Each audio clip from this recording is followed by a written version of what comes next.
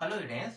तो आज की इस वीडियो में आज मैं कक्षा 11वीं वाले विद्यार्थियों को गणित सब्जेक्ट के प्रश्नावली 1.1 के आगे के प्रश्नों को बताने वाला हूँ। इससे पहले वाले वीडियो में मैंने 1, 2, 3 तक के प्रश्नों को कंप्लीट कर दिया है। इस वीडियो में मैं प्रश्नावली 1.1 के चौथा प्रश्न से बताना शुरू करूंगा। जिस तरीके से मैंने प्रश्नावली 1.1 के 1, 2, 3 को बारीकी से बताया था, वैसे ही ये भी मैं एकदम बारीकी से और डिटेल से बताऊंगा। तो चलो सबसे पहले प्रश्नों को पढ़ लेते हैं। इसमें जो प्रश्नों की संख्या है वो है 6 प्रश्न है, जिनमें से पहला प्रश्न है, मतलब चौथा को पहले पढ़ लेते हैं। क्या करने के लिए कहा है ये पढ़ लेते हैं। निम्नलिखित समुच्चयों के सभी अवयवों को सूचीबद्ध कीजिए कह रहा है। इसमें कुल 6 प्रश्न है, तो मैं बारी बारी से इन सभी प्रश्नों को लिखते जाऊंगा और हल करते जाऊंगा, ठीक है। तो पहला जो प्रश्न है वो है a बराबर x अनुपात x का वर्ग बड़ा बराबर 10 और x बिलोंग करता है i। यहाँ पे i का क्या मतलब है ये भी मैं समझाऊंगा। पहले प्रश्न पढ़ लेते हैं। फिर b बराबर मान दिया x अनुपात x बराबर 1/2 फिर 1 से बड़ा बराबर n और n से बड़ा बराबर 5 है। फिर c बराबर x अनुपात x शब्द यहाँ पे मिसिसिपी दिया हुआ है का अक्षर है। फिर d मतलब जो चौथा है वो d देखो, d बराबर x अनुपात x एक पूर्णांक है तथा -3 से बड़ा बराबर x से बड़ा 7। ठीक है, यहाँ पे देखो बड़ा बराबर नहीं है, यहाँ पे हर एक चिन्ह का कोई ना कोई अर्थ होता है। फिर इसी तरीके से पांचवा है और छठवा भी है। ठीक है, तो टोटल 6 प्रश्न है। तो 6 प्रश्नों को चलो अब हल करते हैं। सबसे पहले मैं यहाँ पे इस प्रश्न को लिख लेता हूँ। कौन सा प्रश्न है? पहला पहला दिया हुआ है ना, यहाँ पे दिया है कह के लिखना। ठीक है, दिया है, हल कर रहे हैं। a बराबर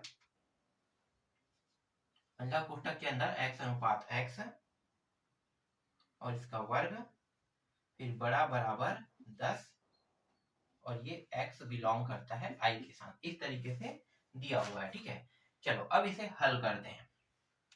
तो हल करेंगे तो सबसे पहले हमें क्या देखना है कि यहाँ पे ये जो नंबर है, ठीक है, ये जो नंबर है x का वर्ग है और ये जो नंबर है वो 10 है। ठीक है, तो 10 से बड़ा नहीं होना चाहिए, वो नंबर हमें लेना है। ठीक है, और यहाँ पे x बिलोंग करता है i।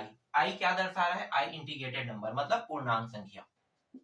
ठीक है, पूर्णांक संख्या। और पूर्णांक के बारे में आपको पता है, रोस्टर इस तरीके से रहता है, ये माइनस में भी जाता है, -1 -2 -3 +1 +2 और ये +3। इस तरीके से ये इंफिनिटी तक जाएगा माइनस में, और इसी तरीके सॉरी ये प्लस में इंफिनिटी तक जाएगा और ये माइनस में इंफिनिटी तक जाएगा। ठीक है, तो ये क्या होता है? पूर्णांक संख्या, जिसे हम आई से प्रदर्शित करते हैं। यहाँ पे अंग्रेजी में आई दिखाई दे रहा है ना, इंटीग्रेटेड नंबर, तो ये आई से प्रदर्शित किया जाता है। ठीक है, अब यहाँ पे करेंगे क्या, ध्यान देना। यहाँ पे x का घात क्या है? 2 है, तो x का घात 2 है, तो हम ऐसे नंबर को लेंगे जो 10 से अधिक ना हो। जैसे कि अगर मान लो 1 ले रहा हूं, ध्यान देना। ठीक है, हल कर रहे हैं तो 1 ले रहे हैं, तो 1 का अगर वर्ग करूंगा तो कितना आएगा? 1 आएगा। क्या ये 1 का जो वर्ग कर रहा हूं वो 10 से अधिक हो रहा है? बिल्कुल भी नहीं हो रहा है। तो मैं एक नंबर 1 तो ले ही सकता हूँ। फिर 2 का वर्ग करूंगा तो 2 का वर्ग कितना होता है? 4 होता है। 3 का वर्ग करूं तो कितना होगा? 9 होगा। और 4 का अगर वर्ग कर देता हूं तो कितना होता है? 16 होता है। तो ये 16 जो हो रहा है ये तो ज्यादा जा रहा है, 10 से हमें अधिक लेना ही नहीं। ध्यान देना, 10 से अधिक हमें लेना ही नहीं। तो ये जो x का मान है, ठीक है, x की जगह पे 1 रख रहा हूं पहले में, फिर दूसरे में 2 रख रहा हूं, फिर तीसरे में 3 रख रहा हूं।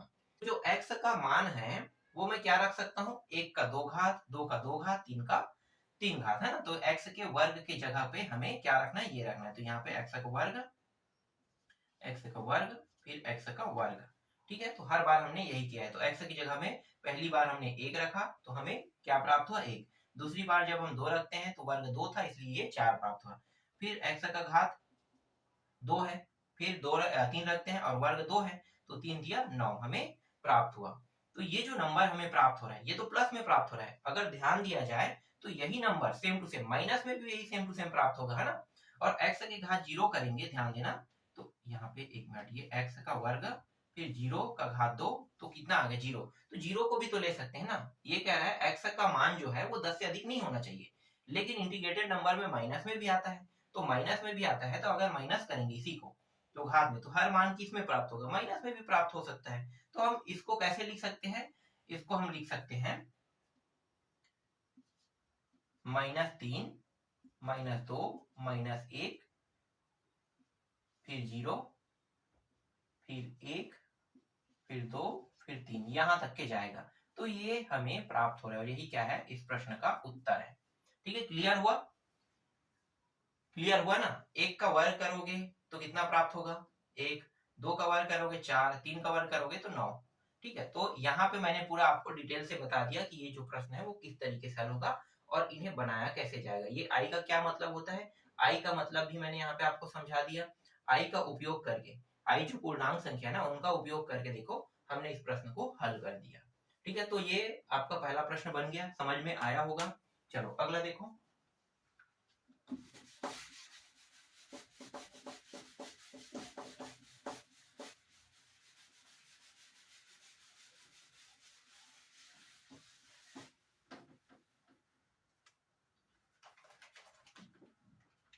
अब मैं दूसरा प्रश्न को लिख लेता हूँ ना।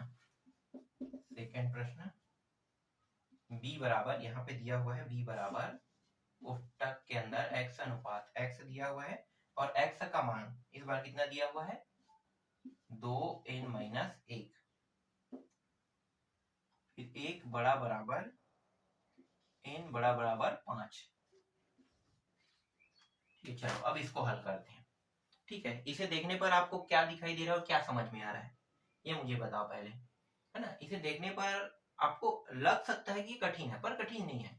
यहाँ पे हमें एकदम स्पष्ट पता चल रहा है कि x, ये जो दिखाई दे रहा है x, इसके जगह पे ये पूरा मान हम रखते हैं।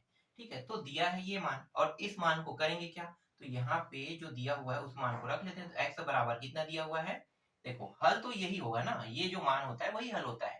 और जब भी हम हल करेंगे तो ये जो n दिखाई है, यहाँ पे n बताया जा रहा है, उस n का मान 1 से लेकर 5 तक के रखेंगे। तो यहाँ पे बड़ा और बराबर का है, मतलब n का मान 1 तो रखेंगे, फिर आगे बढ़ते बढ़ते ये 5 तक जाएगा और 5 से हम अधिक नहीं रख सकते। ये जो बता रहा है ये यही बता रहा है कि n का मान, यहाँ पे जो n दिया है उसका मान रखेंगे तो 1 से लेके 5 तक रखेंगे। तो x बराबर 2n-1, पहले इसको लिख लेते हैं। ठीक है, ये हमारा प्रश्न है। अब क्या करेंगे, n का मान रखेंगे, तो n बराबर 1 रखने पर, ठीक है, पहले वाले में n बराबर 1 रखेंगे, कहाँ पे, ये समीकरण में।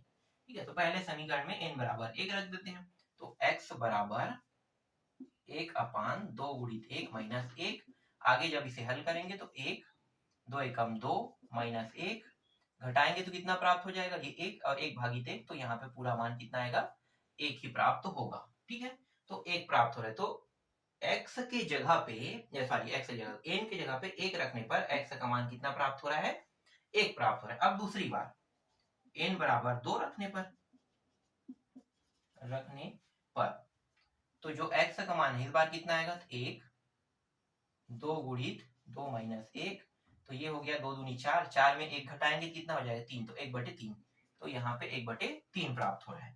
फिर n बराबर 3 रखने पर, ठीक है, 3 रखने पर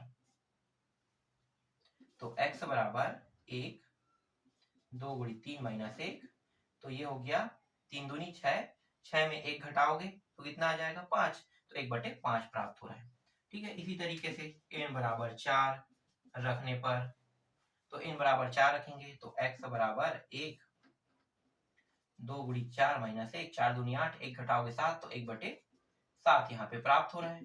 अब फिर अंतिम 5 तक के जाना है ना हमें, तो n बराबर 5 रखने पर, तो ये x बराबर 1/2 गुणित 5-1, 5 दूनी 10, 1/9 जो है वो हमें प्राप्त हो रहा है। तो देखो 1, 1/3, 1/5, 1/7, 1/9 जो है हमें प्राप्त हो रहा है। अब इसी को कैसे लिखेंगे, जो b का मान है ना, ये b का मान है, तो यहाँ पे ऊपर में लिख देता हूँ उत्तर को। ठीक है, तो b बराबर कोष्टक के अंदर 1 मान 1 प्राप्त हुआ, दूसरा मान 1/3, ठीक है, दूसरा मान 1/3 प्राप्त हुआ, तीसरा मान 1/5, चौथा 1/7, ठीक है, इसको मिटा देते हैं, 1/7 और फिर अंतिम 1/9। ठीक है, ये क्या है, इस प्रश्न का उत्तर है। तो देखो इस तरीके से ये जो दूसरा प्रश्न है उसका उत्तर भी मैंने बहुत ही आसान और सरल तरीके से निकाल के आपको दे दिया। ठीक है, अब आगे देखो, तीसरा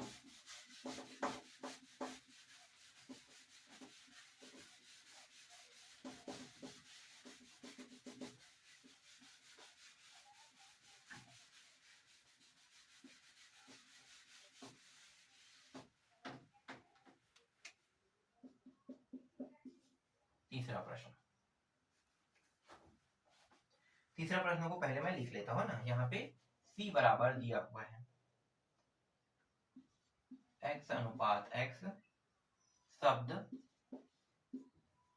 मिसिसिपी दिया हुआ है MI, फिर डबल S, फिर I, फिर डबल S, फिर I, फिर P, फिर P I, इस तरीके से नहीं और है ना यहाँ पे का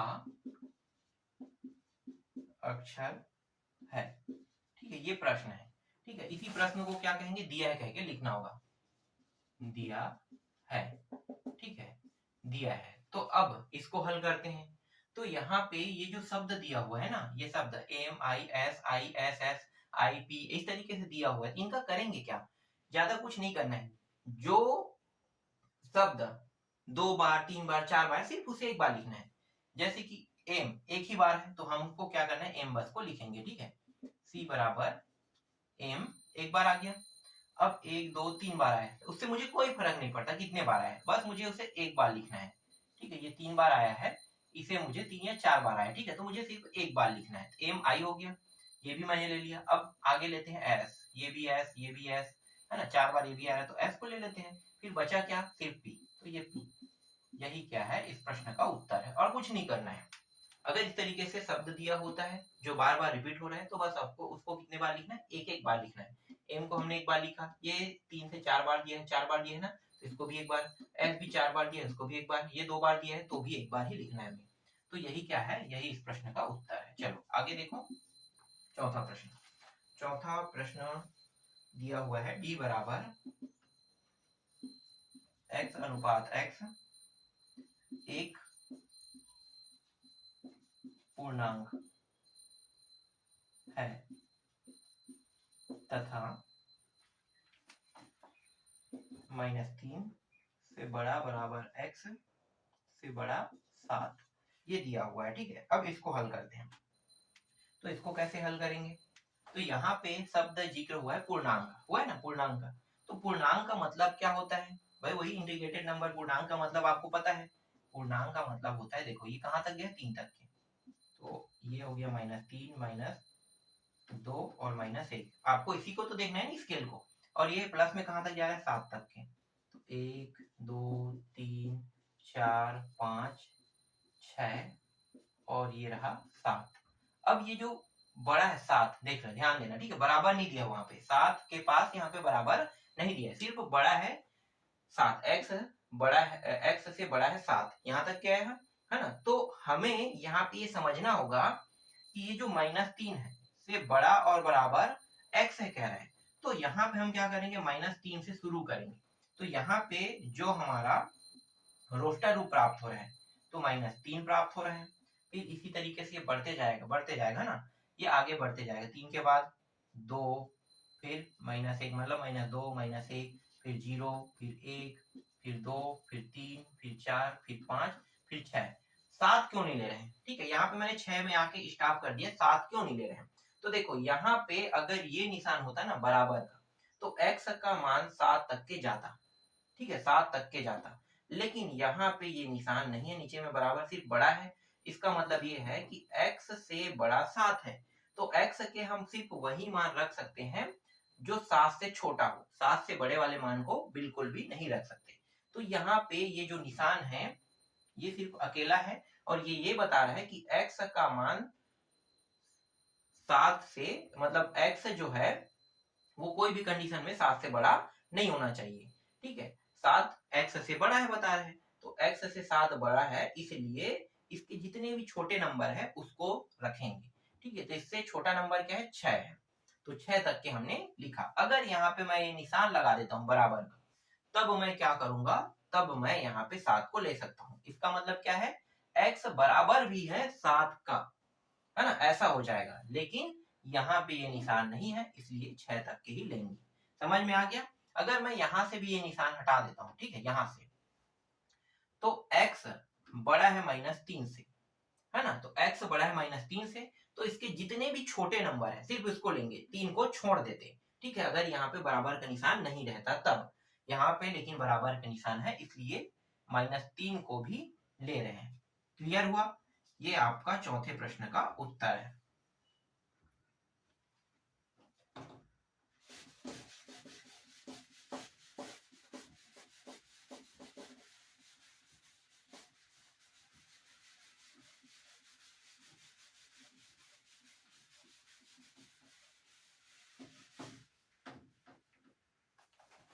अब देखो पांचवा प्रश्न, मैं यहाँ पे पांचवा प्रश्न को भी लिख लेता हूं। E बराबर x अनुपात x संख्या 1 2 2 3 3 इस तरीके से दिया हुआ है का एक अंक है, ठीक है, का एक अंक है। तो इस प्रश्न को कैसे बनाना है? अभी मैंने इससे संबंधित शब्द वाला बताया था ना, तो शब्द वाले में मैंने बताया था सेम टू सेम ये भी वैसे ही बनेगा, ठीक है। तो ये एक बार है तो एक बार लिखेंगे, 2 को भी एक बार और 3 को भी एक बार, यही क्या है, इस प्रश्न का उत्तर है। और इसमें ज्यादा दिमाग लगाने की जरूरत नहीं है, बस जो 2 बार आया है उसको भी एक बार लिखना है, जो 3 बार आया है उसको भी एक बार लिखना है। 1 2 3 जो है इसका उत्तर बनेगा, ठीक है। चलो अब छठवां प्रश्न और इसके अंतिम प्रश्न को देखते हैं। तो यहाँ पे g बराबर दिया हुआ है x अनुपात x बिलोंग करता है n। ये n का मतलब क्या है, नंबर, है ना, नंबर नहीं है, नेचुरल नंबर समझो। अब हम लोग नंबर ही कहते हैं इसे, लेकिन प्राकृतिक संख्या होता है इसका मतलब, है ना, प्राकृतिक संख्या। x संख्या 5 का गुणज है, ठीक है, 5 का गुणज है, तथा, और भी दिया हुआ है, तथा x का 2 घात बड़ा है 400, ठीक है। तो देखो ये जो g बराबर x अनुपात x बिलोंग करता है n के साथ, ये n जो है ये प्राकृतिक संख्या को प्रदर्शित करता है ना, नेचुरल नंबर को। तो प्राकृतिक संख्या कहाँ से शुरू होता है, प्राकृतिक संख्या 1 2 3 4 इस तरीके से अनंत तक के जाएगा, है ना, इंफिनिटी तक के जाएगा।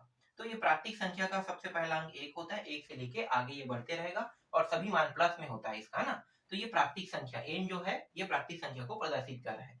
तो x संख्या 5 का गुणज है तथा x के 2 घात 400 से अधिक नहीं होना चाहिए। देख लो यहाँ पे बराबर का निशान नहीं है, सिर्फ क्या है, निशान जो है वो सिर्फ 400 जो है वो x के 2 घात से बड़ा है। मतलब हमें ऐसे संख्या लेना है, प्राकृतिक संख्या, जिनका वर्ग करने पर 400 से अधिक नहीं होना चाहिए, ठीक है। अगर मैं 20 गुणित 20 करता हूं तो ये कितना हो जाएगा, ध्यान देना, 20 400 आएगा ना। तो अगर 400 आ रहा है तो 20 को हम ले नहीं सकते, अगर ये रहता तब मैं 20 का वर्ग करता, है ना, ये रहता ये निशान तब 20 का वर्ग करता, ये नहीं है, इसलिए 400 जो है वो x के 2 घात से अधिक है, इसलिए यहाँ पे ये 20 का वर्ग तो आएगा नहीं, ठीक है। ये पॉइंट आपको समझ में आ गया। अब हल करें। अब यहाँ पे क्या कह रहा है, देखो 5 का गुणज, मतलब हमें सिर्फ वही संख्या लेना है जो 5 का गुणज है, तो मतलब x का मान कितना रखेंगे, 5 रखेंगे। तो देखो यहाँ पे ये रहा ना x, तो x के 2 घात मतलब 5 का गुणा, तो 5 का 2 घात करो, ठीक है। तो 5 का 2 घात करते हैं तो कितना हो जाएगा, 5 का 2 घात, 5 का गुणज है, हर एक नंबर 5 का गुणज है, तो 5 का 2 घात, तो ये हो गया 25, ठीक है। अब क्या करेंगे, देखो 5 का 2 घात हो गया, हाँ 20 तो आएगा नहीं, 5 का गुणज है, मतलब 5 के ऊपर जो घात है वो क्या होगा, बढ़ सकता है, ठीक है। कहाँ पे है,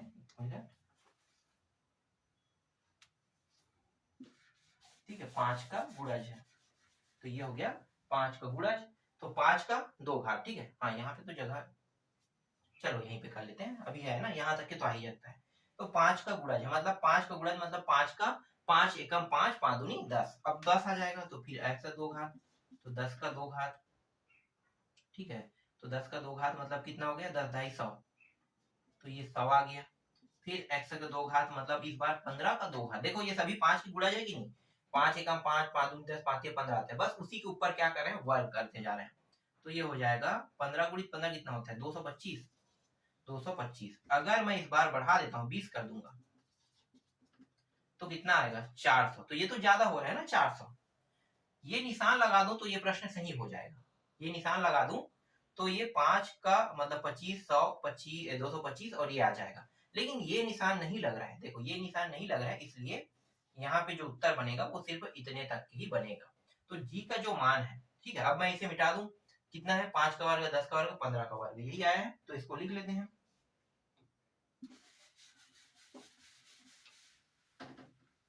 तो जी बराबर 5 का वर्ग, 10 का वर्ग और 15 का वर्ग, यही क्या है इस प्रश्न का उत्तर है। ठीक है, तो इस तरीके से जी का भी जो मान है, मतलब जो छठवां का मान है, वो भी क्या हुआ हमें प्राप्त हो गया। ठीक है, तो ये जो नियम जो कह रहा है, जो समुच्चय दिया हुआ है, ठीक है, ये पूरी तरीके से फुलफिल हो रहा है। तो इस तरीके से मैंने आपको 1 से लेके 6 तक के प्रश्नों का उत्तर बता दिया है ना। जो चौथा में जितने भी प्रश्न थे उन सारे प्रश्नों का उत्तर बता दिया। अब एक और प्रश्न बचा है जो सही जोड़ी मिलाव से है। तो सही जोड़ी मिलाव को देखना, साइड में आपको दिखाई देगा, यहीं पे मैं ऐसे ही बता देता हूँ। बाई और रोस्टर है ना, बाई और रोस्टर रूप में दिया हुआ है और समुच्चय रूप में दायां ओर दिया हुआ है।